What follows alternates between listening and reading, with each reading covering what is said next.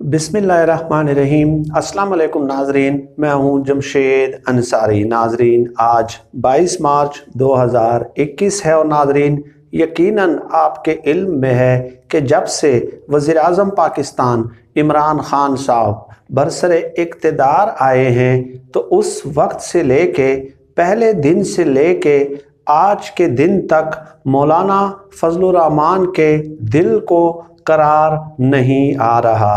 नाजरीन, मौलाना फजल रहमान वो वाहिद सियासी शख्सियत हैं कि पहले दिन से लेके आज के दिन तक उनकी बेकरारी और बेचैनी में बदस्तूर इजाफ़ा हो रहा है। नाजरीन, गुज़श्ता दिन मौलाना फजल रहमान ने मरियम नवाज साहबा के साथ एक मुश्तरका प्रेस कॉन्फ्रेंस कंडक्ट करते हुए ऐलान किया है कि 26 मार्च को मरियम नवाज की नैब पेशी के मौके पे फजल रहमान की जुमात के कारकुन भी उनके साथ शरीक होंगे।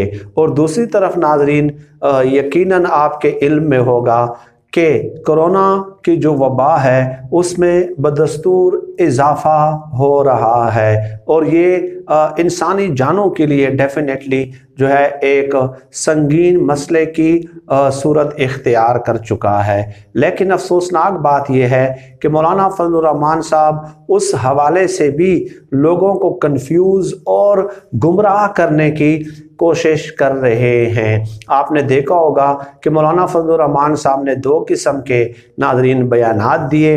एक बयान तो मौलाना फजल रहमान साहब ने ये दिया कि इमरान खान साहब को लाहक कोरोना की बीमारी जो है, यानी जो इमरान खान साहब कोरोना से मुतासिर हुए हैं, एक तरफ तो उन्होंने कहा कि ये झूठी है, लेकिन अगर वो झूठी नहीं है तो कोरोना की जो वैक्सीन है वो गैर मुअस्सर है। यानी या तो कोरोना की बीमारी झूठी है इमरान खान साहब को जो लाहक है, या फिर कोरोना जो वैक्सीन है ये गैर मुअस्सर है। तो ये लोगों को गुमराह करने के मुतरादिफ है। नाजरीन, इस पे हुकूमती वज़रा की जानिब से जो है इंटरेस्टिंग जो है ना रिमार्क्स और ऑफर्स सामने आई हैं। वफाकी वज़ीर इत्तलात शिबली फराज साहब का कहना है कि मौलाना फजल रहमान साहब खुदारा कोरोना के हवाले से अवाम को गुमराह मत करें, क्योंकि गुमराह करना शैतान का काम होता है। ये बाकायदा अल्फाज हैं सेनेटर शिबली फराज साहब के। और सेनेटर शिबली फराज साहब का ये भी कहना है कि मौलाना फजल रहमान साहब उस इत्तेहाद की सरबराही कर रहे हैं जो कि आज अमलन टूट चुका है। इससे भी आगे बढ़े नाजरीन, गवर्नर सिंध हैं इमरान इस्माइल साहब, उन्होंने मौलाना फजल रहमान साहब को एक बहुत बड़ी ऑफ़र की है और वो ऑफ़र ये है कि मौलाना साहब, अगर आपको लगता है कि इमरान खान साहब को जो कोरोना की बीमारी है वो दुरुस्त नहीं है, वो सच नहीं है, तो आए, मैं आपको ऑफ़र करता हूं, आप इमरान खान साहब के साथ गले मिल लें। उसके बाद आपको पता चल जाएगा कि आया ये बीमारी झूठी है या सच्ची है। अब मौलाना फजल रहमान साहब इस ऑफ़र पे क्या कहते हैं और ये तो उनकी सवाबदीद है, लेकिन डेफिनेटली इससे ये ज़ाहिर होता है कि हुकूमती हलकों में किस कदर सीरियसली लिया जा रहा है मौलाना फजल रहमान साहब के इस बयान को। और आया क्या इमरान खान साहब मौलाना फजल रहमान साहब को गले लगाने के लिए तैयार हैं या नहीं हैं? ठीक है, क्योंकि मौलाना फजल रहमान साहब को इक़्तिदार से दूरी की वजह से मुझे नहीं लगता कि अब उन्हें कोई हिदायत नसीब होने वाली है। तो डेफिनेटली गवर्नर सिंध ने इसके अलावा उनके पास कोई ऑप्शन ही नहीं था इस ऑफ़र के अलावा, क्योंकि फजल रहमान साहब कोई भी दलील, कोई भी मंतक जो है वो मानने के लिए तैयार नज़र नहीं आते। कोई भी दलील, सिर्फ बस उन्हें एक इक़्तिदार चाहिए, एक वजारत चाहिए और 22 नंबर बंगला और 44 लाख की लसियाँ चाहिए। और फिर दो साशे कमान साहब ने नाजरीन मौलाना फजल रहमान साहब को कोरोना वैक्सीन लगाने की ऑफ़र की है। तो ये बातें बताना ज़रूरी थी। अब दूसरी तरफ मौलाना फजल रहमान साहब का ये ऐलान करना कि 26 मार्च को मरियम नवाज साहबा की नैब पेशी के मौके पे हमारे कारकुन उनके साथ जो है वो जाएंगे, जत्थों की सूरत में, काफ़िलों की सूरत में जाएंगे, ये इंतहाई ख़तरनाक इक़दाम है, इंतहाई ख़तरनाक ऐलान है, फ़ैसला है। मैं समझता हूँ کہ یہ ایک قسم کی ریاست کو، حکومت کو اور ریاستی اداروں کو ایک دھمکی پہنچانے کے مترادف ہے۔ ریاست کو، حکومت کو ان ایکشن آنا ہوگا۔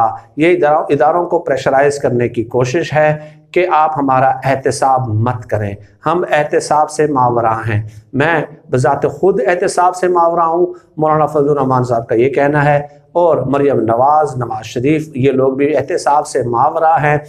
ان کا احتجاج کرنا، جانا وہ ان کا حق بنتا ہے، لیکن اگر کوئی غیر قانونی حرکت کی جاتی ہے، غیر قانونی کام کیا جاتا ہے، ریاستی اداروں پہ حملہ کرنے کی کوشش کی جاتی ہے، تو اس صورت میں جو ہے اداروں کو ایکشن میں آنا چاہیے، کیونکہ اگر اس وقت بھی ریاست نے اور حکومت نے کمزوری کا اظہار کیا تو ڈیفینیٹلی یہ سلسلہ جو ہے طوالت اختیار کرتا جائے گا، یہ سلسلہ بڑھتا جائے گا۔ یہ جسٹ ایک مسڈ کال دینا چاہ رہے ہیں کہ حکومت کی طرف سے کس قسم کے رد عمل کا اظہار کیا جاتا ہے، اور پنجاب حکومت سنا ہے کہ اس کے لیے پوری طرح مستعد و تیار ہے۔ مجھے لگ رہا ہے کہ یہ جو ہے نا کوئی شرارت ضرور کریں گے۔